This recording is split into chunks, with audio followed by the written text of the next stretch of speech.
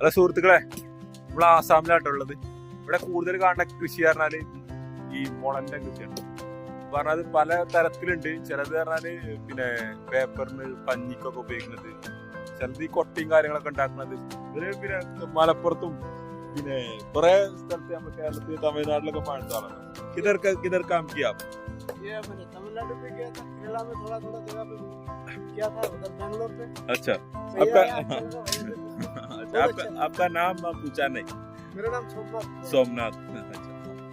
പിന്നെ ഇവിടെ രണ്ടുമൂന്ന് ആൾക്കാരുണ്ട്. ഈ മുള ഇതാണ് ഇവരൊക്കെയാണ് വെട്ടുന്ന ആൾക്കാർ. ഇവര് ഈ മൂപ്പരാണല്ലോ ഇവിടെ ചെറിയ ചെറിയ കഷ്ണങ്ങളാക്കിയിട്ട് ഇത് വിൽക്കാനാണ് ഇങ്ങനെ. 30 ഒരു 31 ഇഞ്ചിലെ പിന്നെ പീസാക്കിയിട്ട് ഒരു ബണ്ടലിൽ 100 പീസ് ഉണ്ടാകും. അങ്ങനത്തെ ഒരുപാട് പീസ് ഇവിടെ ഒരാൾ അവിടെ കടക്കുന്നുണ്ട്.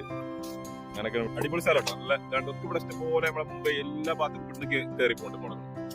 ഇഷ്ടം പോലെ ഇവിടെ നമ്മൾ എവിടെ നോക്കിയാലും ആസാമിൽ കാണുന്നത് കാഴ്ചയാണ്. നമ്മളിപ്പോ ഈ ആസാം ബോർഡർ കടന്നേക്ക് കണ്ട കാര്യങ്ങളാണ് ഈ ഒരു സംഭവങ്ങൾ.